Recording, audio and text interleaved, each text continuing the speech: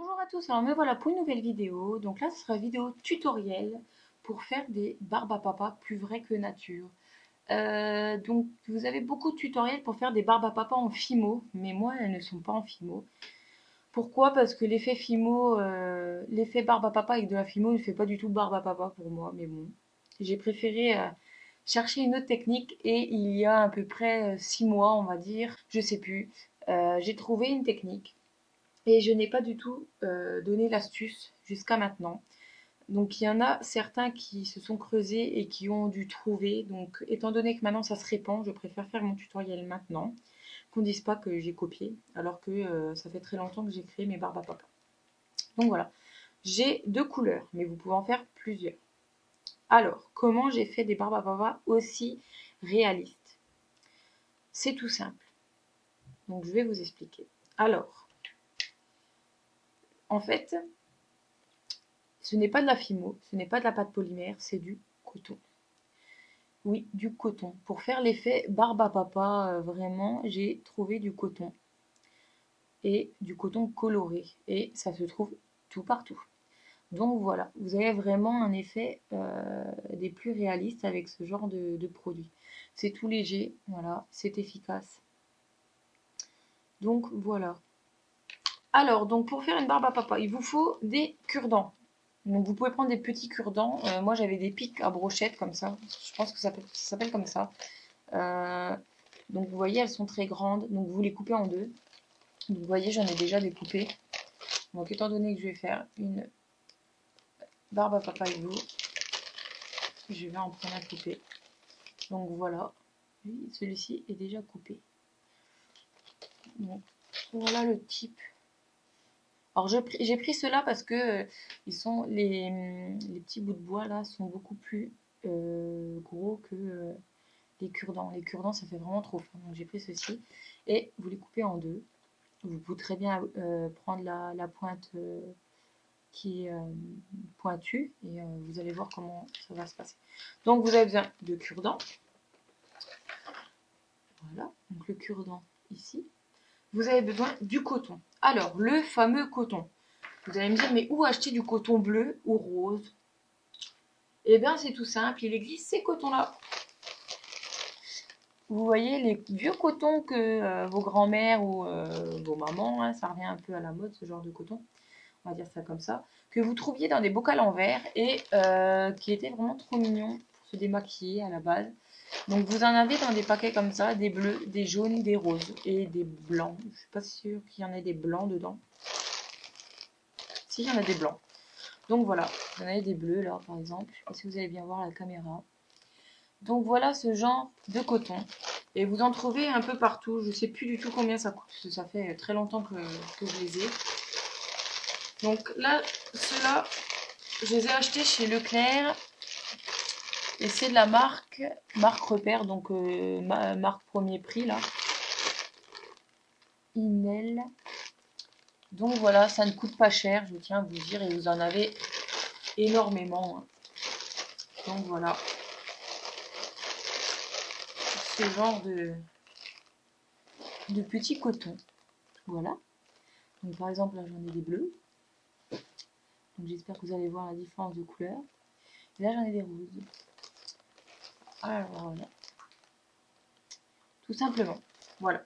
Alors on procédera. Je vous en ferai une bleue qu'on voit bien à la caméra. Donc, je vais vous prendre, voilà, je vais vous prendre un coton bleu. Voilà. Alors après, pour le coton, je pense que vous pouvez essayer de teinter le coton. Alors ne me demandez pas comment on fait pour teinter du coton, je ne sais pas. J'ai pas trop cherché d'ailleurs. Et donc je ne peux pas vraiment vous aider. Alors après, il vous faudra une tige. Donc moi, j'ai pris ce genre de tige parce que j'ai pas de tige comme ça brute. En fait, il y en a qui ont des bobines de fil comme ça, moi j'en ai pas. Donc j'ai pris une tige à bout plat que je vais me servir pour faire l'anneau. Donc voilà, pour faire ce genre d'anneau. Je vais vous montrer comment on fait. Alors on va commencer. Ah oui, il vous faut de la glu ou de la colle, hein, tout simplement. Alors, donc, tout d'abord, vous allez prendre votre cure-dent. Vous allez prendre votre fil. Vous avez besoin des pinces aussi, bien entendu. On ne fait pas de création sans pince. Et là, vous allez... Alors ceci, c'est plus facile avec des tiges à bout plat, où je vais enfoncer le bout plat dans le bois du pic, là. Comme ça tiendra mieux. Voilà, vous voyez, donc il est enfoncé dedans. Donc, je sais pas si vous pouvez voir. Voilà. Donc là, il est enfoncé dedans. Là, vous tenez avec votre pince comme ça. Et vous tournez avec une autre pince autour. Voilà. Alors, c'est un peu chiant à faire, hein, je vous dis. Mais comme ça tiendra bien. Alors, vous n'êtes peut-être pas forcément obligé de faire ça. Hein. Vous pouvez, je sais pas, prendre du scotch. Ce serait peut-être même mieux.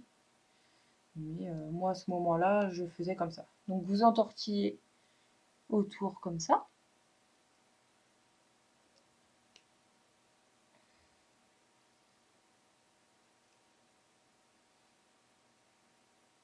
Voilà. Voilà. Donc, ça vous donne ceci. Alors, je vous montre. Voilà. Vous avez bien entortillé. Après, vous prenez votre coton. Alors, les boules de coton, comme ça, en fait, ce sont des bandes qui font et qui s'enroulent. Alors, par exemple, là, vous déroulez, vous voyez, ça vous donne ceci. Ah mince, ça c'est un bout. Celui-ci est cassé. Bon, c'est pas grave. Ça, c'est un bout de coton qui a mal été fait, donc c'est pas grave. Donc, vous voyez, c'est des bandes comme ça, qu'en fait, ils enroulent. Voilà. Et ça vous fait des cotons. Alors, vous le déroulez. Donc, ils sont tous comme ça. Vous le séparez un peu comme ça, pour faire un peu d'air, on va dire, que ça fasse plus filament, un peu l'effet que vous trouvez sur les barbes à papa. Voilà, ça donne ceci. Et là, vous allez... Normalement, il vaut mieux mettre de la glu. Donc, je vais faire exactement, parce que j'ai pas besoin de stock de barbe à papa. Donc, vous mettez de la glu un peu partout autour. Donc, dans les deux cas, vous voyez, ça va tenir le coton et la tige. Et là, vous posez votre coton dessus. Voilà. Comme ça, il va bien adhérer. Voilà. Et vous faites le tour. Alors, il faut faire le tour un peu... faut pas faire le tour comme ça, vous voyez, ça fait un peu con. Pardon, poliment, hein, excusez-moi. Mais il faut monter, redescendre. Voilà. Un peu comme eux, ils font quand ils vous font une barbe à papa, vous voyez. Voilà. Et là, vous tirez un peu pour que ça fasse pas de paquet. Donc, vous aplatissez un peu comme ça. Faites ressortir la tige. Hop. Faites des petits gouigouis. Et voilà, votre barbe à papa est faite. Alors moi, ce que je faisais, c'était que je prenais à l'endroit où j'avais ma séparation où mon coton était fini, où il se terminait. Donc là, par exemple, c'est ici. Donc vous rabattez bien les bords et je mettais de la glu pour que ça tienne quand même au reste qui a déjà été entouré. Voilà. Donc ça vous donne un genre, je sais pas si vous allez voir la caméra, mais un endroit où ça fait effet mouillé. Voilà. Mais c'est pas très grave. Alors après, vous attendez quelques temps que votre colle sèche. Et je reviens quand elle sera sèche. Donc voilà, la colle est sèche. Alors maintenant, il vous faut du vernis. Alors, mais pas du vernis Fimo. Pourquoi? Parce qu'en fait, si vous allez mettre du vernis, j'ai pas testé, hein, mais j'essaye même pas. Pour moi, je pense que ça doit être le genre d'effet que ça va faire. Ou ça va vous faire des genres de boules et du coup, ça va faire beau. Donc, il vous faut du vernis incolore en spray. Donc, ce genre de vernis, vous le trouvez dans les magasins de bricolage. Ça, je l'ai acheté chez Monsieur Bricolage. Ce genre de bombe n'est pas donné. Il me semble que ça coûte genre 9 euros. Bien entendu, il existe des sous-marques, mais moi je n'ai trouvé que celle-ci. Étant donné que je voulais absolument, il y a un bout de temps, tester l'effet barbe à papa que j'avais en tête, je voulais absolument tester et du coup ça a marché et donc je vous conseille ce genre de produit. Peut-être qu'il existe d'autres genres de sprays comme ça, hein. À ce moment-là, c'est bien, mais voilà. Moi j'ai pris celui-ci, mais vous n'êtes pas obligé de prendre celui-là. Voilà. Après, vous vous mettez par la fenêtre parce que c'est indiqué qu'il faut se mettre par la fenêtre. L'inhalation des vapeurs peuvent provoquer des somnolences et des vertiges. Irritant pour les yeux, peut provoquer des réactions allergiques. Donc voilà, vous faites ça, vous tenez. Je vais pas le faire là parce que c'est pas utile, je vais pas vous filmer ma fenêtre. Donc vous vous mettez environ à 20 cm de votre création et vous pchitez tout autour de la barbe à papa par la fenêtre et après vous laissez sécher. Ça sèche pas aussi vite que ça sèche pas vite, hein. Donc laissez sécher environ 24 heures, comme ça vous êtes sûr que ça soit sec.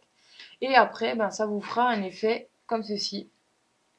Alors ça va un peu éclaircir votre création, mais l'effet barbe à papa est juste garanti.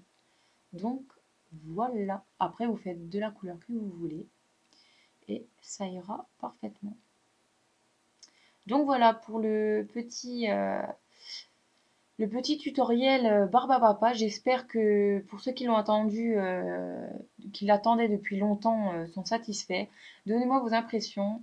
Donc voilà. Je sais qu'il y a une box qui est sortie. Donc une box, je ne sais pas si je vais essayer de l'acheter ou pas, qui proposait un thème sur l'enfance et du coup il proposait de faire des barbes à papa ou des choses comme ça, des créations, et il donnait du coton. Donc quand j'ai vu ça, je dis bon bah il serait peut-être temps que je fasse mon tutoriel parce que à mon avis tout le monde va le savoir avec avec cette avec cette box. Et voilà, donc j'ai décidé de faire enfin mon tutoriel parce que je voulais attendre un peu que les gens euh, cherchent un peu par eux-mêmes parce que moi j'ai cherché pas mal de temps et du coup j'ai trouvé. Donc j'ai toujours dit que je finirais par le faire et voilà, je le fais. Donc voilà la petite barbe à papa. Donc après, bien entendu, vous faites la boucle, hein. Donc tenez la boucle quand même avec une pince et vous faites, vous faites votre boucle. Voilà, donc vous faites votre petite boucle et puis vous pouvez le mettre en pendentif. Alors vous pouvez bien entendu, là elles sont grosses, mais vous pouvez en faire des toutes petites, des mini pour des boucles d'oreilles ou des choses comme ça, pour mettre dans des fioles ou des choses comme ça. Donc voilà pour ce petit tutoriel. Si vous avez des questions, n'hésitez pas et je vous dis à très bientôt.